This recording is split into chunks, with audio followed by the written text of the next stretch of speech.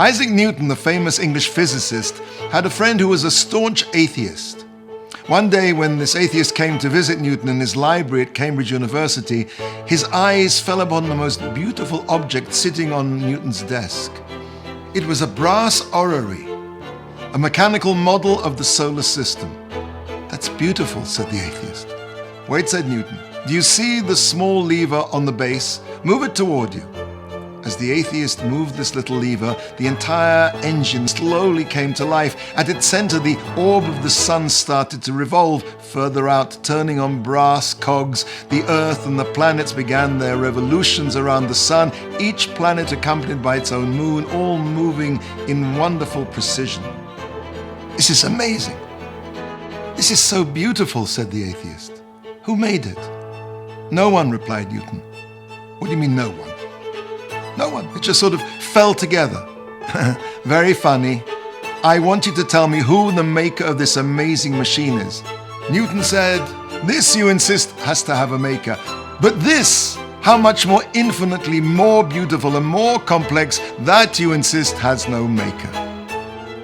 You don't have to have invented the first law of motion to read this world like a book.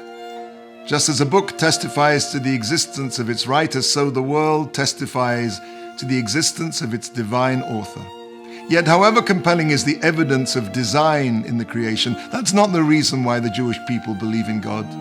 We believe in God because the entire Jewish people had a first-hand experience of the divine during the Exodus from Egypt and at Sinai, and in the 40 years of daily miracles that followed.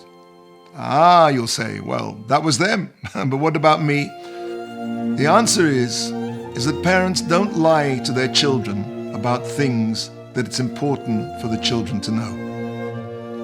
Parents don't lie about essential life information. And if God did speak to the Jewish people at Sinai and miraculously guided us through the desert, if He indeed gave us a Torah that tells us how to live our lives, then certainly that qualifies as information that our forebears would deem essential to pass on to us. Tradition is infinitely more than the rhapsody of a Russian Jewish milkman. Tradition, the passing over from father to son of that encounter at Sinai, is the lifeblood of Judaism. Now, one of the ways we express that link is by referring to ourselves as the son or the daughter of so-and-so. For example, my name is Yaakov Asher ben David, Yaakov Asher, the son of David. My father's name was David ben Shmuel, and his father's name was Shmuel ben Tanchum Yitzchak.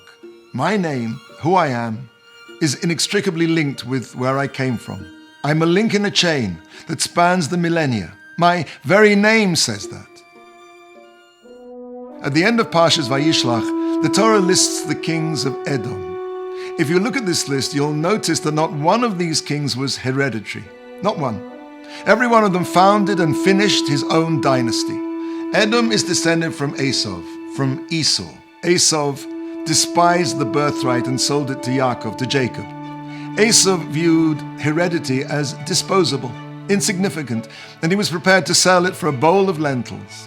Esau's worldview is that there is nothing apart from merit, a meritocracy. Nothing else counts. Now, don't get me wrong, a meritocracy has much to recommend it, but when you're building a belief system that will rely on a chain that spans the millennia, to despise dynasty is to disqualify yourself from the job at hand, the eternal witnessing of God's interaction and interest in mankind.